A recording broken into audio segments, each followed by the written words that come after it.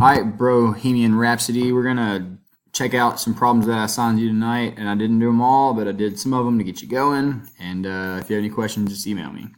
So this is one where they want you to write the slope-intercept form, and they give you 2 points. So the first thing I did was I used this red formula, y2 minus y1 over x2 minus x1, and that ends up giving you positive 8.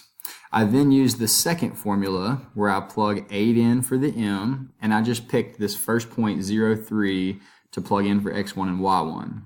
Once you distribute 8x and you add 3 to the other side, you end up with 8x plus 3, and this is your final answer. So I want you to try that with 10, use the slope formula, and then take your slope and plug it in for m along with either point. I would probably pick 0.4, it makes it a little faster. I want you to graph mx plus b on your own. I took a minute to solve the second one, so I subtracted 2x to the other side.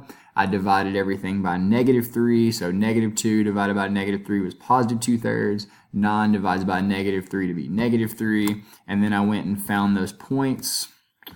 Y-intercept was -3, so that's where I had my first point, and then I went up 2, right 3 for the next few points, even went back a little bit, and so that's how you can graph this one in what we call standard form. So you do 11, I did 12, pause the video, back it up if you need more time.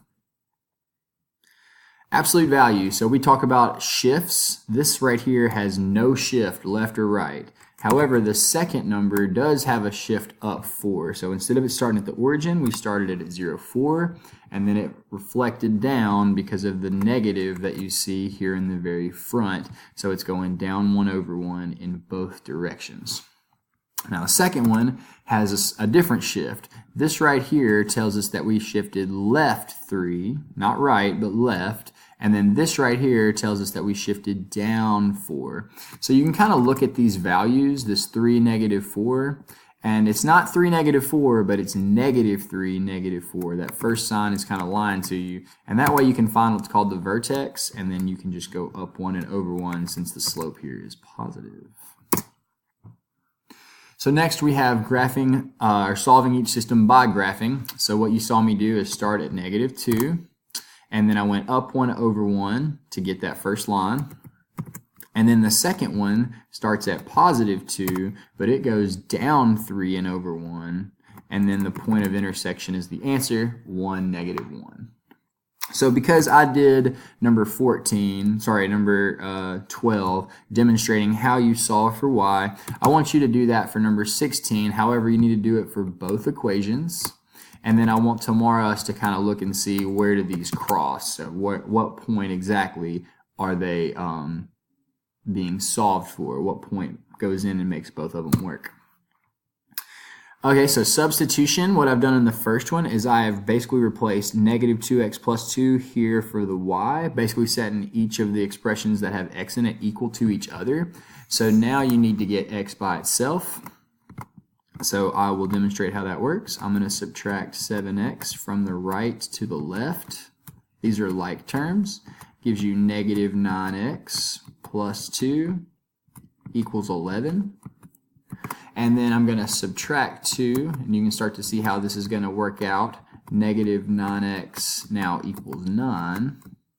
And let's divide, and you should get -1. If you get +1, you've missed a sign, and you're not going to like the next part.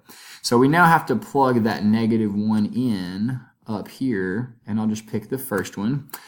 7 is multiplying against -1, which is really -7.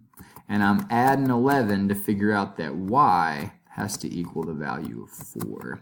So that is my solution, -1, +4. And so that's my answer. If I can get it written cleanly. There we go. It's hard to write on this keypad.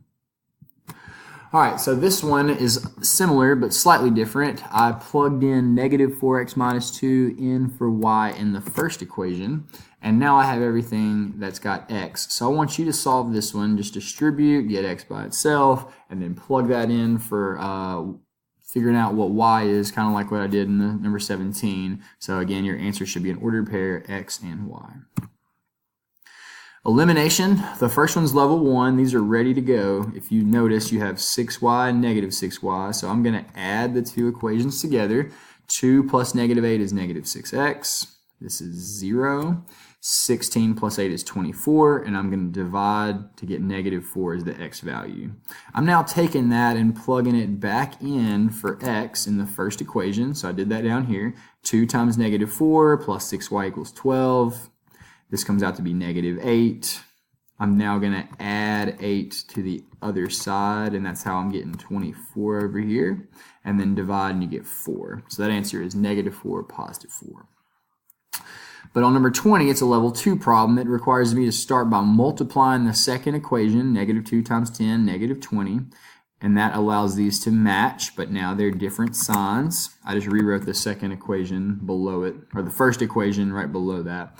But remember, negative 2 times negative 3, positive 6. Negative 2 times negative 10, positive 20. Now I can add them all together, and then I want you to finish that problem. Get x by itself, plug it back in, and get y. 21, we're solving a system of inequalities. So what I've done is I've started this one at 3, and then I went up 3 over, up 4 over 7. And that should be, both of these should be a dashed line because there's no or equal line here. Now for that particular one, I wanted to shade the green. I'm shading all below that line. Now as I do the second one, or really the first one, negative 4 starts here, my y-intercept. I went down 3, right 7, and there's my dashed line. However, this one wants you to graph greater than. So in yellow, I shaded all above that. Now you're looking for the overlap, and so the overlap is really what I had that black crayon. That is really the true solution. So any point in that shaded region here in the middle is a solution for both of those inequalities. So I want you to try this one, and I want you to remember that if you divide by a negative, the inequality has to switch directions, and that's important because you ultimately have to shade up or down from the line you draw. One line should be solid, one line should be dashed, so make sure that you're paying close attention to that when you do that. Name each polynomial. This is a linear because it's v to the first, and it's a binomial because there are two terms. This one is a quartic, x to the fourth we call quartic, and there are 3 terms, so I called that a trinomial. So I want you to do 25 and 26, and on the very front, not the very front, near the front of your packet on the second page, I actually give you a lot of directions on how to do all this stuff, and one of them right here is naming polynomials, so your words should come from that bank right there. Let's keep going. We're on naming. All right, so when we're adding polynomials, we're looking for the same exponents, and we want to add their coefficients together. So the greatest one is 2p to the fourth plus negative 2p to the fourth, and that is actually 0. Next is p to the third, our cubic. If you add 7 and 2, you get 9p to the third. And if you take 1p squared and 8p squared and add those together, you get 9p squared. So that one's done.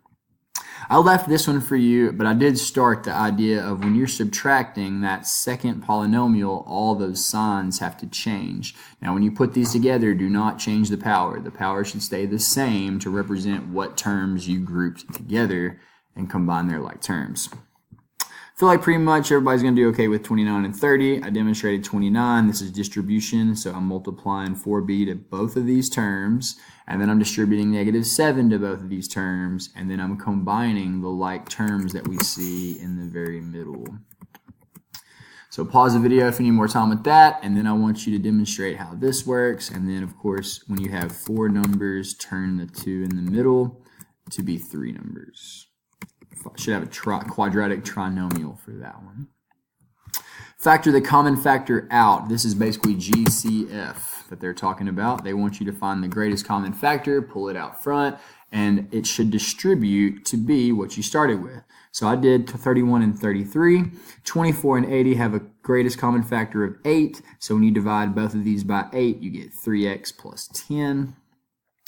In the second one, they all have a -2 in common, but they also all have up to 1a that you can take out. So I divided and subtracted as I went through to find each of those terms and what it should be. So I want you to try 32 and 34, consider the greatest common factor, and pull it out front. Last but not least, factoring. So the very top part is all coefficients of 1. What would multiply to be positive 24 but add to be negative 11? I got -8 and -3. And the x times x is where you're getting x squared from. What multiplies to be -36 but adds or subtracts to be 5? 9 minus 4 is 5, and 9 times -4 is -36. So I want you to try these in the middle that are using that same concept. 41 and 42 are kind of special because they're two-step problems. First, you have to recognize that there's a greatest common factor of 6. So I pulled that 6 out of it. But then what was left could do what we just talked about. What multiplies to be 7 but adds to be -8? That's -7 and -1. Excuse me. So that's what I did in 42. I took out a 5, and then what was left could be further factored. What multiplies to be 16 but adds to be -8, and that was -4 and -4. So I want you to try some of these, and I did one more for you, number 45. This is a difference in perfect squares. 9 is a perfect square. That comes from 3 times 3. And 16 is a perfect square. That comes from 4 times 4. And we do need one positive and one negative for that to all work out there. So I really hope everybody goes home and takes the homework seriously. We have a midterm coming up with all the topics that we've done all year. It's a mega test grade. It really is going to determine who all gets what grade in the class. So please work really hard this week and next week as well. And let's do it. Let's learn this stuff and show mastery. Have a good night. Peace.